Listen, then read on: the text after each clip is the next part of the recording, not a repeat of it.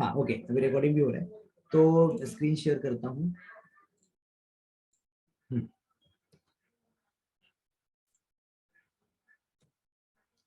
तो यहाँ पे मैं आपको समझा दूं, देखो आपके पास क्या पॉसिबिलिटीज है हाइब्रिडाइजेशन। नाम में आपको याद है, जैसे कि एक एसपी होता है हाइब्रिडाइजेशन, है ना, सुना है।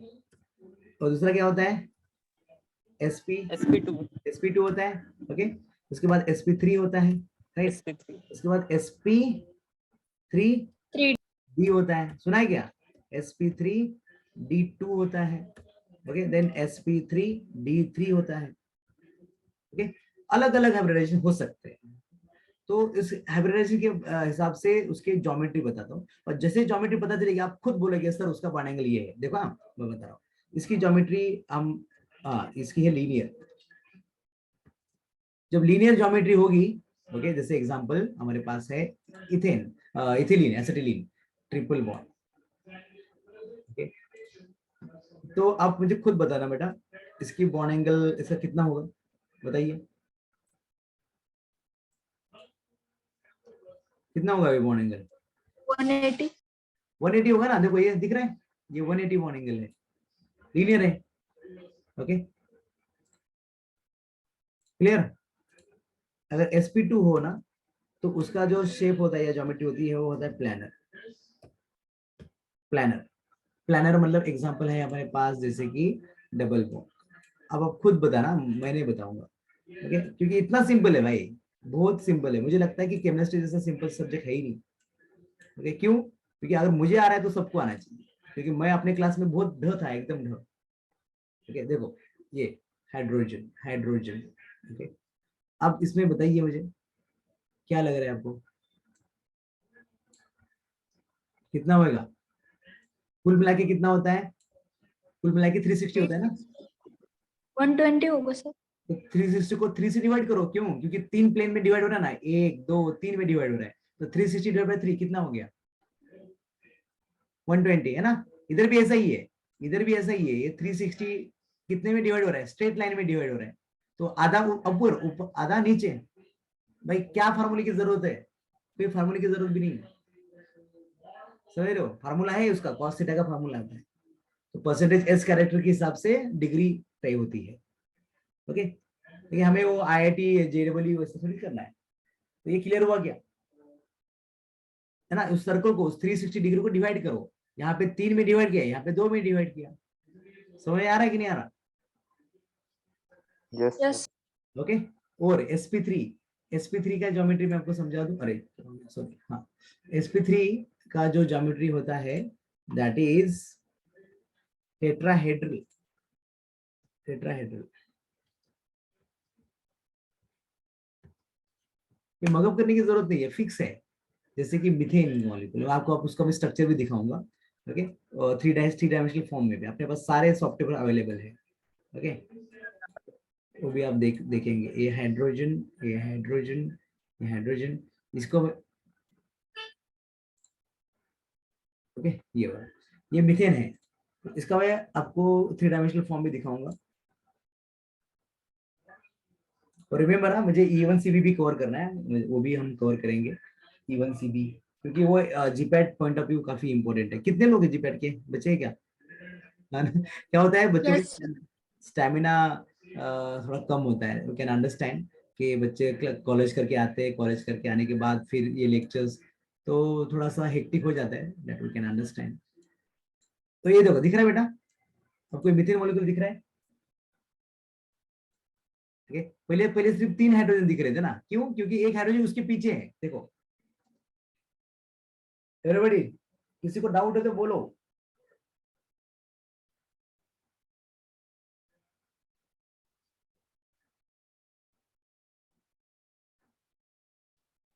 दिख रहा है क्या, देखो ये हाइड्रोजन, हाइड्रोजन, हाइड्रोजन।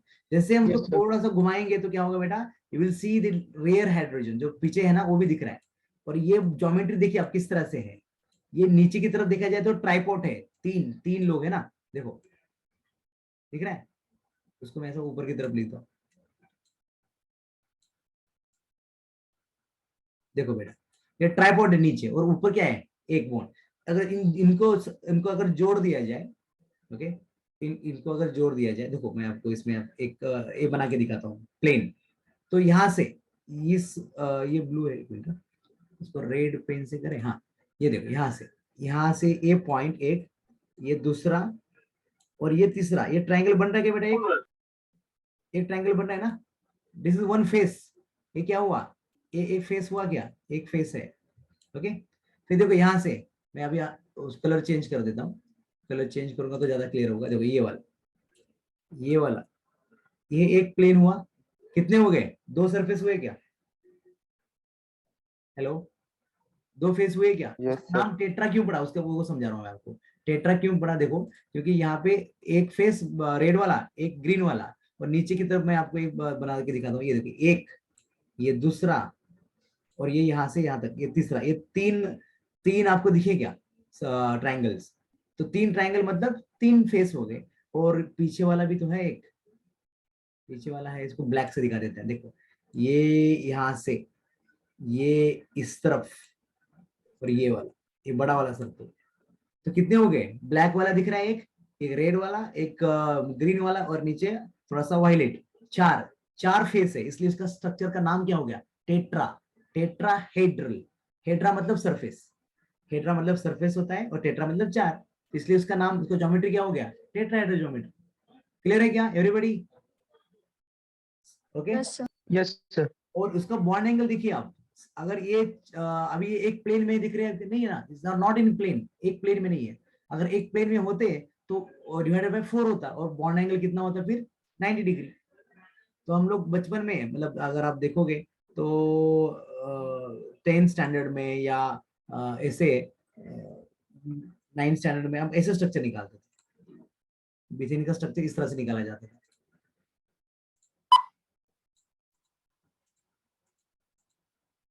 ये देखिए, ये स्ट्रेट, ये इस तरफ, ये इस तरफ, ये इस तरफ। लगता कैसे था आपको? ये लगता है कि ये 90 डिग्री है ना बॉन्ड एंगल? ये बॉन्ड एंगल कितना 90 डिग्री लगता है, लेकिन है क्या? वो इतना है नहीं। तो ये हम लोग बचपन में जो पढ़ते हैं, हम उसी को सही सच मान लेते हैं। भाई बचपन में आपका दिमाग, किसी का भी दिमाग मतलब उतना डेवलप नहीं होता, तो हम लोग छोटी छोटी बातें बताते हैं, ताकि मतलब जब हम बड़े हो जाएंगे तो उसके बारे में और डिटेल में जानेंगे। तो ये स्ट्रक्चर आपको समझाने के लिए था मीथेन का। ओके, समझ में आया? तो इस तरह से आपको एक एक चीजों को समझना है। Next thing, sp3d। sp3d इसका जो ज्योमेट्री है या हाइब्रिडाइजेशन है, पहले हाइब्रिडाइजेशन का नाम है इसका ट्राइगोनल बाइपिरामिडल। ट्राइगोनल बाइपिरामिडल, इस तरह से। So trigonal bipyramidal example is PCl5। तो उसका क्या होगा? उसका स्ट्रक्चर अगर मैं आपको यहाँ पे दिखाता हूँ, ट्राइगोनल बाइपिरामिडल ज्योमेट्री,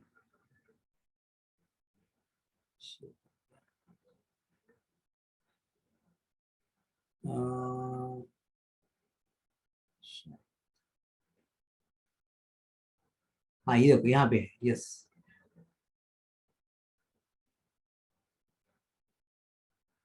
ओके, ये वाला ज्योमेट्री। तो ये जो दिख रहा है क्या, ट्राइगोनल दिख रहा है क्या अंदर की तरफ? उसको मैं कलर भी कर देता हूँ, शायद एक बॉन्ड करके उसको कलर कर देते हैं, आपको समझ में आएगा। तो ये हाइड्रोजन, जिसको मैं रेड से करने जा रहा हूँ, ये बॉन्ड रेड से, ये वाला बॉन्ड भी रेड। तो ये आपको क्या मिला? एक एक प्लेन पे आपको क्या दिख रहा है? एक ट्राइंगल दिख रहा है, ट्राइंगल है ना, तो ट्राइगोनल हो गया। उसके ऊपर की तरफ एक बॉन्ड और नीचे की तरफ एक बॉन्ड, ऊपर का भी एक पिरामिड बना क्या, नीचे का भी एक पिरामिड बना। So this is called as a bipyramidal. It is called bipyramidal. समझ रहे हो? Trigonal bipyramidal. ये ज्योमेट्री किसका है? Example is PCl5। PCl5 का ये एग्जांपल है फॉस्फोरस। ओके, मैं आपको यहाँ पे स्ट्रक्चर ड्रॉ करके दिखाना चाहता हूँ। विल सी, ये फॉस्फोरस है। ओके, इसको 1 2 3 इस तरह से, ये वाला सीधा कर लेते हैं। ये ज्योमेट्री। ओके, तो यहाँ पे क्लोरीन, यहाँ पे क्लोरीन, यहाँ पे क्लोरीन, उसके उसके ऊपर एक क्लोरीन, और उसके नीचे भी एक क्लोरीन। तो अब इसको हाइपोथेटिकली जोड़ सकते हैं ना। ये क्या हो गया? ये एक जो पहला जो प्लेन है, ये जो दिख रहा है क्या, क्लोरीन क्लोरीन, जिसको मैं रेड से दिखाऊंगा अभी। रेड रेड से देखो, ये रेड, ओके ये क्या है, ये भी रेड, ये क्या है, ये भी रेड है ना। तो जितने भी रेड है वो एक प्लेन में है, और जो ब्लैक है वो प्लेन के ऊपर नीचे है। तो ये कौन सा ज्योमेट्री हो गया, ट्राइगोनल बाइप्लेन है। तो आप मुझे बताइए जो जो प्लेन में है उसका उनका बॉन्ड एंगल कितना होगा, ये एक प्लेन में ना, एक प्लेन में divide by 3, 120 sir. 120, very nice. तो बॉन्ड एंगल इज 120, और जो ऊपर है ऊपर वाला वो परपेंडिकुलर है, उसका कितना होगा बॉन्ड एंगल, 90। समझ रहे हो। तो ये जो तीन लोग है ना जो प्लेन के अंदर है वो काफी स्टेबल है, और जो ऊपर वाला है वो नीचे वाला वो बॉन्ड इजीली ब्रेक हो जाता है। इसलिए जब भी रिएक्शन होगा ना तो ये 2 क्लोरीन निकल जाएंगे और ये 3 क्लोरीन वैसे ही रहते हैं। ये हर रिएक्शन के पीछे का लॉजिक है, कुछ तो होता है, कौन रिएक्ट करता है, क्यों करता है, उसका बॉन्ड एंगल के हिसाब से, स्टेबिलिटी के हिसाब से, जो भी चीजें उसके बारे में उसको स्टेबिलिटी को कंट्रीब्यूट करती है उसको हेल्प करेगी, जो भी इसको अनस्टेबल कर रही है वो तोड़ देगा। ओके तो हर स्ट्रक्चर के बारे में धीरे धीरे आप ऐसा आपको पढ़ना चाहिए if you are preparing for competitive exam like GPAT हो, नाइपर हो। नाइपर में तो केमिस्ट्री बहुत पूछते हैं। ओके तो मेरे टाइम में एक्चुअली मैं जीपैट क्वालिफाई होने के बाद हमने नाइपर सिर्फ एक बार अटेम्प्ट किया। नेक्स्ट टाइम एमफार्म में लग गए, वहीं पे एंजॉय करने लगे, तो सेटल डाउन हो गए, क्योंकि उसके बाद जॉब भी लगा अच्छी कंपनी में, तो हमने पढ़ाई वहाँ पे छोड़ दी। लेकिन अभी मुझे लगता है कि मेरे नॉलेज का इस्तेमाल नहीं हुआ प्रॉपरली कहीं किसी भी मल्टीनेशनल कंपनीज में। मैं जीएसके में था, आपको बहुत सारे लोगों को पता भी, बस जीएसके 5 साल मैंने वहाँ पे काम किया, तो मुझे लगा कि मैं कुछ मिस कर रहा हूँ, तो आई कम बैक टू टीचिंग। ठीक है, तो यहाँ तक किसी को दिक्कत है भाई? समझ में आ रहा ना। इसको इस मॉलिक्यूलर लेवल पे जाके स्टडी करना चाहिए, that is the best way to study. Got it? Yes, sir. CET का punctuation है. Yes sir. ओके Pharmacy से. तो चलिए, और कुछ डाउट है तो पूछ सकते हैं। तो आपको समझ में आया कि अकॉर्डिंग टू हाइब्रिडाइजेशन। अच्छा उसमें शॉर्टकट भी समझाता हूँ। एक शॉर्टकट ऐसा है, जहां जहां पे आपको सिंगल बॉन्ड दिखे वहां पे क्या होता है, sp3 हाइब्रिडाइजेशन। जहां पे डबल बॉन्ड दिखे वहां पे होता है sp2, और जहां पे ट्रिपल बॉन्ड हो यहाँ पे होता है sp। ध्यान देना। ओके ये शॉर्टकट है, उसके बारे में ज्यादा सोचने की जरूरत नहीं। Triple bond sp, double bond sp2, और सिंगल बॉन्ड sp3। कोई डाउट है क्या? नो? गुड। तो लास्ट पार्ट जो जिसे मैंने कमिट किया था कि हम E1CB मैकेनिज्म देखेंगे, तो E1CB मैकेनिज्म क्या होता है उसके बारे में मैं आपको बात करता हूँ इधर। तो फर्स्ट थिंग फर्स्ट, कि ये E1CB होता क्या है, उसका मतलब क्या है? इसका मतलब है E मतलब इलिमिनेशन। E का मतलब क्या होता है, इलिमिनेशन। ये इलिमिनेशन रिएक्शन है। 1 का मतलब क्या होता है, यूनिमोलिकुलर। यूनिमोलिकुलर, ओके यूनिमोलिकुलर है। सी का मतलब क्या होता है, सी का मतलब होता है कॉन्जुगेट, कॉन्जुगेट, और बी का मतलब होता है बेस। ओके तो इसका नाम क्या हो गया, elimination. Okay unimolecular elimination reaction via conjugate base. ये काफी अनयूजुअल, काफी रेयर ये जो है रिएक्शन है। मतलब अगर 1000 रिएक्शंस ली जाए इलिमिनेशन की, तो इक्का दुक्का रिएक्शन ऐसी होगी जहां पे ये इलिमिनेशन इस तरह से होता है, कॉन्जुगेट बेस होगी। अच्छा कॉन्जुगेट बेस कांसेप्ट कितने लोगों को पता है भाई? कॉन्जुगेट एसिड बेस कॉन्जुगेट होता है ना, कि नहीं होता?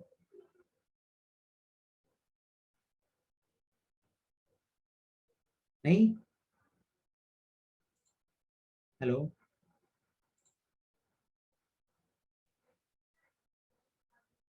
रिकॉर्डिंग चालू है ना रे? हाँ रिकॉर्डिंग चल रही है, यस हाँ। Yes, sir. ओके तो बताइए मुझे, ये कॉन्जुगेट बेस वगैरह सुना है कभी कि नहीं सुना?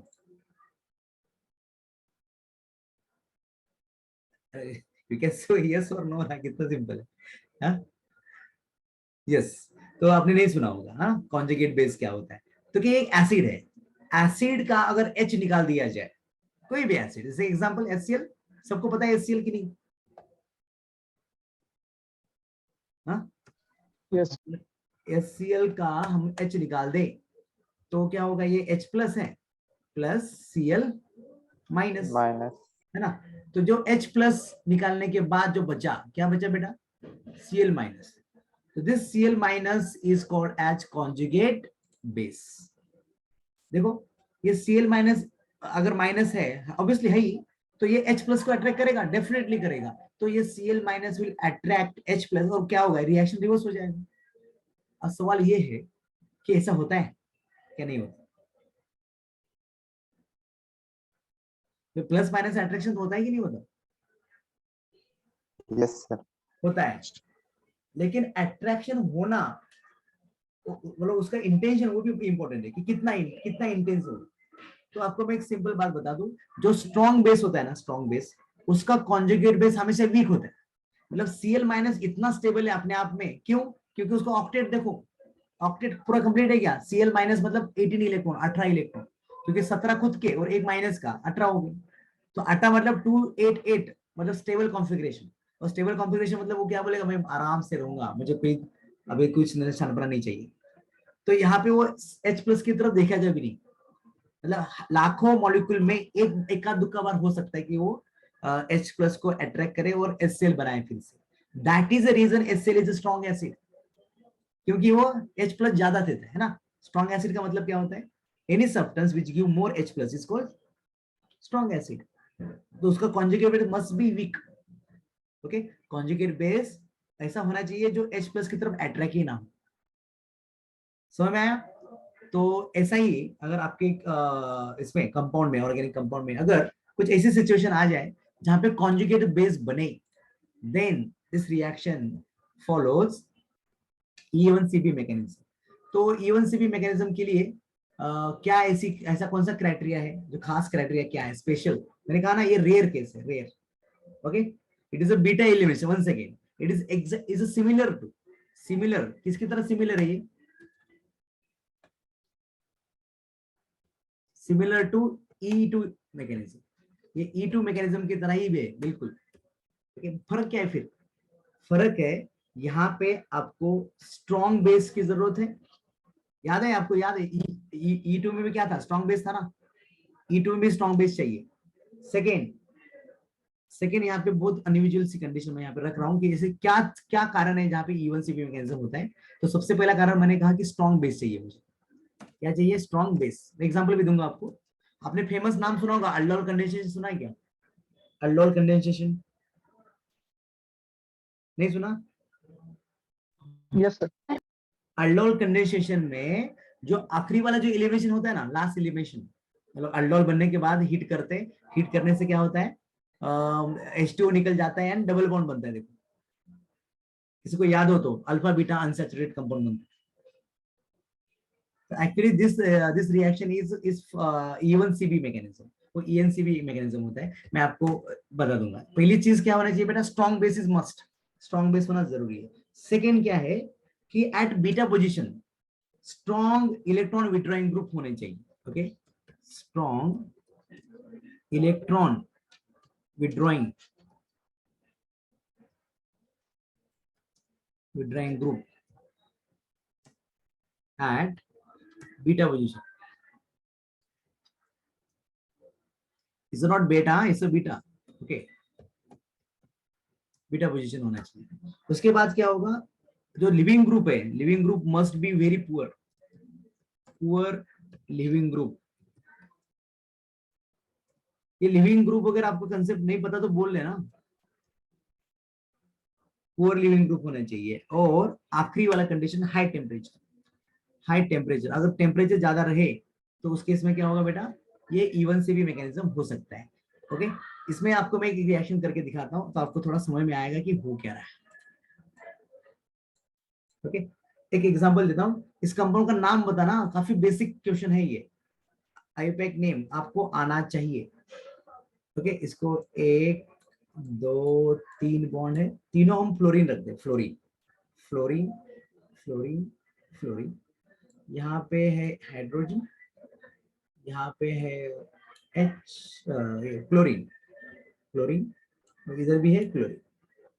अब बताइए दिस कार्बन, ये कार्बन, उसको रेड से हाईलाइट करता हूँ, ये वाला कार्बन ये क्लोरीन से अटैच्ड है, राइट। और ये वाला देखिए, ये फ्लोरीन से अटैच्ड है, ब्लू वाला। और आपके पास ये जो H है, ये H क्या होगा? एसिडिक हो गया। व्हाई? क्योंकि जैसे वो H प्लस जाएगा तो this minus charge will be shared by this chlorine, ये फ्लोरीन, कितने सारे इलेक्ट्रॉन विड्रॉइंग ग्रुप है, तो ये माइनस चार्ज को स्टेबलाइज करने का कोई प्रॉब्लम नहीं है। मतलब this compound is highly acidic, ये काफी एसिडिक है। तो यहाँ पे अगर मैं कोई बेस ले लेता हूँ, एग्जांपल NH2 या OH माइनस, कोई भी strong base, okay, like amide NH2 minus ले लेता हूँ, तो व्हाट हैपन, ये NH2 माइनस क्या करेगा बेटा, इस H को ऑब्स्ट्रैक्ट कर लेगा, डेफिनेटली ऑब्स्ट्रैक्ट करेगा। क्यों? क्योंकि ये हाईली एसिडिक है H। तो ये मुझे कैसे पता चल रहा है कि एसिडिक है? ऐसे मेरे मन से क्या? कुछ तो होगा कारण कि नहीं? अभी बताया मैंने, क्या बताया कि जैसे ही H प्लस को हटा देंगे तो क्या होगा, ये जो माइनस चार्ज बचेगा, ये minus charge will be shared by this chlorine, this carbon. क्यों? क्योंकि यहाँ पे इलेक्ट्रॉन विड्रॉइंग ग्रुप लगे ना, ये भी इलेक्ट्रॉन विड्रॉइंगे, ये भी इलेक्ट्रॉन विड्रॉइंगे, तो इस माइनस चार्ज का स्टेबिलिटी बिल्कुल भी यहाँ पे अच्छा खासा है। तो यहाँ पे क्या होगा, ये कंपाउंड इधर से इस तरह से बनेगा, यहाँ पे एक फ्लोरीन है, okay, and here is a minus charge, यहाँ पे क्या होगा, माइनस चार्ज, गॉट इट।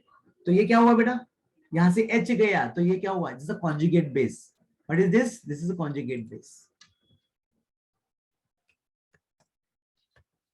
तो जब भी कॉन्जुगेट बेस बनता है तो इसमें देखो ये सारी रिएक्शंस हो रही है क्या, सारे जो कंडीशन मैंने लगाए थे वो है क्या, देखो सबसे पहली चीज स्ट्रॉन्ग बेस है, यस है। सेकेंड, क्या बीटा पोजीशन पे स्ट्रॉन्ग इलेक्ट्रॉन विड्रॉइंग ग्रुप है क्या, दिस इज अल्फा। उसके बाजू में कार्बन क्या है, बीटा, बीटा पे fluorine is the best electron withdrawing group, okay. अब थर्ड, यहाँ पे अगर ये नेगेटिव चार्ज धीरे धीरे डबल बॉन्ड बनाना चाहे तो क्या होगा, यहाँ से बॉन्ड इधर जाएगा, तो ये फ्लोरीन है ना, fluorine is very weak, very poor leaving group, वो छोड़ के नहीं जाना चाहता। क्यों? क्योंकि उसका बॉन्ड स्ट्रॉन्ग है ना, बॉन्ड स्ट्रॉन्ग है, fluorine is poor leaving group, तो उससे क्या होगा, धीरे धीरे ये बॉन्ड यहाँ से निकल जाएगा, तो इट विल स्लो रिएक्शन। तो जब जो रिएक्शन हो रहा है ना, ये वाला यहाँ से जो फ्लोरीन निकल के जा रहा है, यहाँ से बॉन्ड आ रहा है, तो यहाँ पे कॉन्जुगेट बेस बना और यहाँ पे इवन मैकेनिज्म हो रहा है। इस reaction is solely depend on this substrate conjugate base, इसलिए उसको इवन मैकेनिज्म कहा गया, E one conjugate base, okay. So elimination, unimolecular elimination via formation of conjugate base. बात समझ में आई क्या?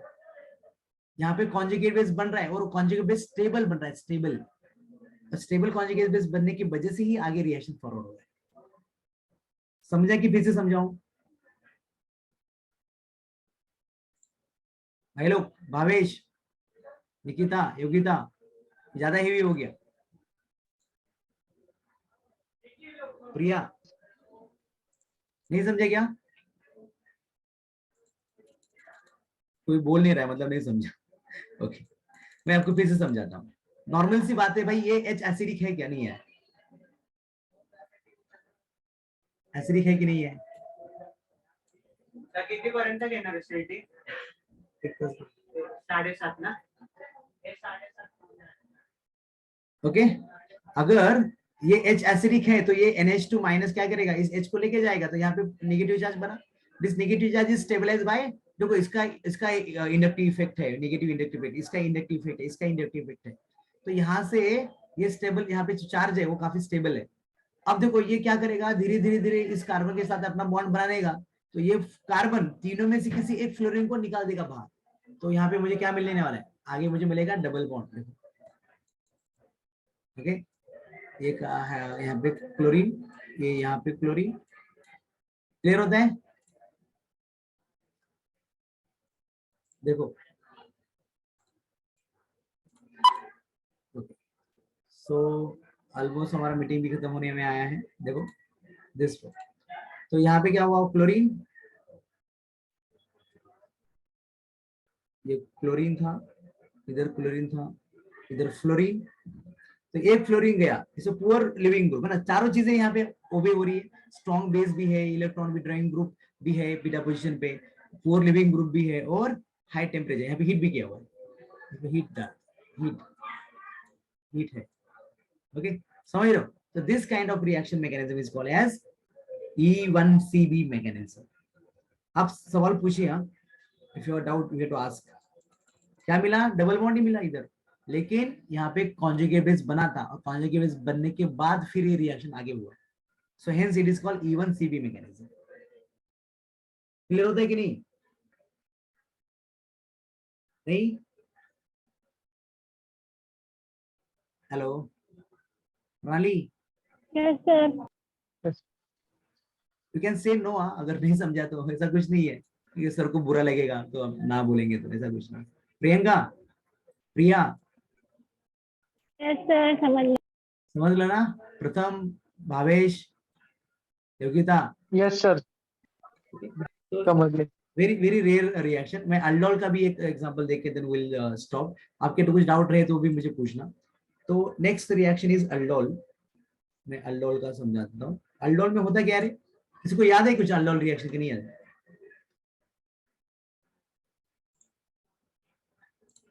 नहीं है याद? चलिए मैं आपको दिखा देता हूँ.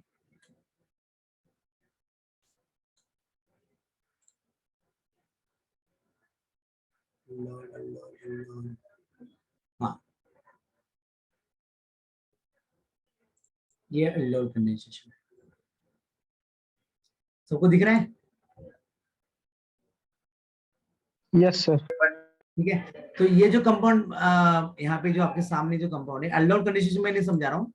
अल्डोल तो ऑलरेडी बन गया है. This is called aldol. ये अल्डोल है. और अल्डोल के साथ वो चारों कंडीशन एप्लीकेबल है. देखिए यहाँ पे बेस भी है, हीट भी किया हुआ है, हीट भी किया हुआ है. ओके, ये this is a beta carbon. देखो यहाँ पे बीटा, ये अगर ये अल्फा है ना, एल्डिहाइड के बाजू का पहला कार्बन अल्फा होता है. ओके, ये वाला बीटा है, समझ लो. और बीटा कार्बन पे इलेक्ट्रॉन विटरन ग्रुप है, बिल्कुल है, इलेक्ट्रॉन विटरन ग्रुप है. ओके, और ये गुड सॉरी ये पुअर लिविंग ग्रुप भी है. तो जब भी इसका H निकल जाएगा यहाँ से, तो ये बॉन्ड यहाँ पे धीरे धीरे धीरे आएगा और यहाँ पे क्या होगा? कॉन्जुगेट बेस बनेगा. This conjugate base is stable. Why? क्योंकि इधर भी इलेक्ट्रॉन विड्रॉइंग ग्रुप है. ये देखो ये वाला CO, ये भी इलेक्ट्रॉन विड्रॉइंग है. तो यहाँ पे कॉन्जुगेट बेस काफी स्टेबल बनेगा. और कॉन्जुगेट बेस बना मतलब यहाँ पे E1 CP मैकेनिज्म होता है. तो अल्डोल कंडेंसेशन का dehydration is called E1 CP mechanism. Exam point of view important. Okay, अगर क्वेश्चन आएगा एग्जाम में तो खुश होते हुए उसका जवाब देना है. ओके, और याद आएगा कि क्या कैसे ने पढ़ाया. ओके भाई, कोई डाउट हो तो बोलो. अपने पास डेटा बहुत है, जो भी चाहिए मांग लो. मैं ये PPT और ये भेजता हूँ ग्रुप पे. ओके, आप लोगों को मिल जाएगा. और भी कुछ चाहिए मेरी तरफ से, anything you want you can always ask. क्योंकि मेरे मतलब जिंदगी में यही सबसे अच्छा मोमेंट होता है कि जब मैं बच्चों से बात करता हूँ. ओके, कोई भी फार्मेसी स्टूडेंट हो तो मुझे अच्छा लगता है. Anything you want to ask? कुछ क्वेश्चन है कि नहीं? मंजूषा, प्रियंका बोल रही है. ओके, प्रियंका थैंक यू बोल रही है. ओके, और कुछ नहीं? उसके बहुत सारे और भी एग्जांपल है. जैसे कि एक फॉर्मेशन ऑफ बेंजाइन जो ये इंटरमीडिएट है उसका भी फॉर्मेशन है ना इस E1 CP मैकेनिज्म. ओके, बहुत सारे और अनयूजुअल से रिएक्शन है, लेकिन आपके पॉइंट ऑफ व्यू से इतने ज्यादा इंपॉर्टेंट नहीं है तो मैंने कवर नहीं कराया. तो मैं इंट्रोडक्टरी बताया जितना पॉसिबल, उतना exam point of view important है उतना बताया. ओके, तो सी यू गाइस संडे. अगर हम लोग चांस मिले संडे को भी प्लान करेंगे. कुठे प्रणाली आएगा? गिली, प्रांजली. हाँ प्रांजली. हो सर आहे. हाँ, एक काम करतो आता. मी रेकॉर्डिंग थांबवतो पुढे. तू ना काम कर बेटा, हे कर